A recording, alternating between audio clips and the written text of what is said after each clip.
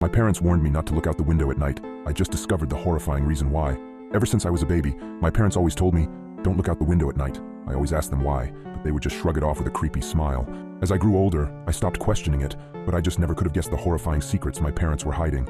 Everyone in my town also followed this weird tradition, so I thought it was normal. That was until I went to college and noticed that none of the other kids were like this. So during Christmas, when I went to my parents' house, I remember them telling me not to look out the window. I gave them a smile and a small chuckle before telling them I wouldn't. However, curiosity struck me the moment they left the room. As I lay in the dark, I came to a decision. I was going to look out of the window. Just as my hand came to the sheer white curtain of the guest room, I paused. My mind flashed to that one time when I was 12. My parents were talking in the kitchen. I was home with the flu and was about to make my way to the sink for some water, but I stopped at the doorway. I hid behind the wall, peeking my head out from the doorway just an inch. My mother was crying and my father was holding her and rocking. That poor little girl. I feel horrible for her family, whispered my mother. My father just nodded and continued holding her. I went back to my room after that. Several hours later, my dad came up to my room with several pieces of wood and boarded up my windows. "What are you doing that for, Dad?" I asked him. "Oh, it's nothing. Just safety reasons," he replied. I learned at school the next day that a little girl was found dead the previous morning, the window broken and curtains torn. I snapped back to the present. My hand drew back from the curtain. I shook my head, cursing myself for being so weird. What was the worst that could happen? It was just a window. It couldn't hurt me, right? As I reached my hand out again, my instinct was telling me to stop. My gut twisted as I reached nearer and nearer. Just as I touched the curtain, a painful howl came from the forest surrounding the house. I flinched back, deciding to just lay down and try to get some sleep. I forgot how hard it was to get sleep in my hometown. Every night, coyotes howled for hours everywhere in town, or at least I thought they were just coyotes. The next night, I woke up in a cold sweat. I glanced over at the alarm clock next to my bed. It was midnight. I groaned and sat up in bed. A low growling sound from outside of my bedroom window. I thought back to last night and decided that I had made up my mind about looking out. I thrusted my arm towards the curtain and pulled back hard, almost ripping it away from the rod. I flattened myself against the wall next to the bed for a moment before I put one eye in front of the window.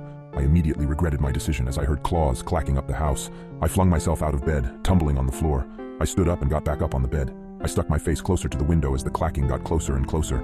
It suddenly stopped for a second before the most terrifying creature popped up from outside, emitting a horrible shriek as it did so. I can never forget its face, the way the hollow eyes oozed some kind of black substance, like tar, and the way its lips were pulled back into a gruesome grin, the teeth blood-stained and razor-sharp. It looked like it had 4 limbs, its front 2 slamming on the glass and pounding. As I was frozen in front of the window in terror, my parents burst into the room. My father held a shotgun. He marched up to my bed and yanked me away from the window. He pointed his shotgun at the creature, shooting a bullet at it. The thing scrambled away, leaving the window almost completely shattered. "Damn it, son, it was a simple task. Just don't look out the window. How hard is that?" My dad shouted at me. I wasn't processing his words. I was sitting on the floor, arms and legs splayed everywhere in utter shock. What the hell had I just seen? My mother ran to the bedroom door. She had tears in her eyes. "Is everyone all right?" she asked. "Yeah, we're fine. We still gotta get that creepy effing monster, though." "Nathan, get up. We got some work to do," my dad said. I got up as soon as I could.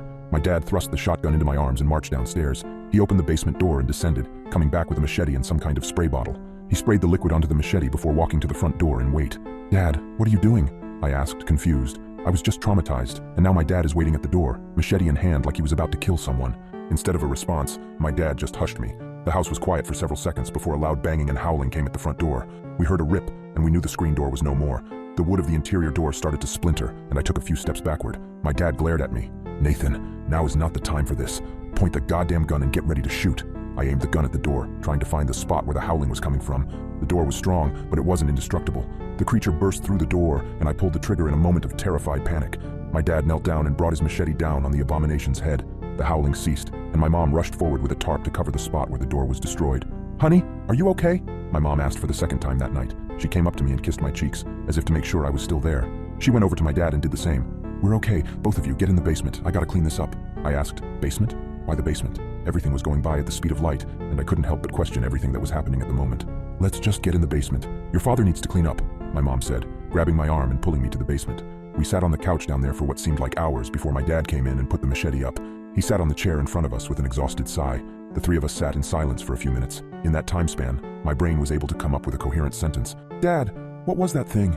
He just looked up at me, eyes dark, and said, "Where do you think that howling came from?"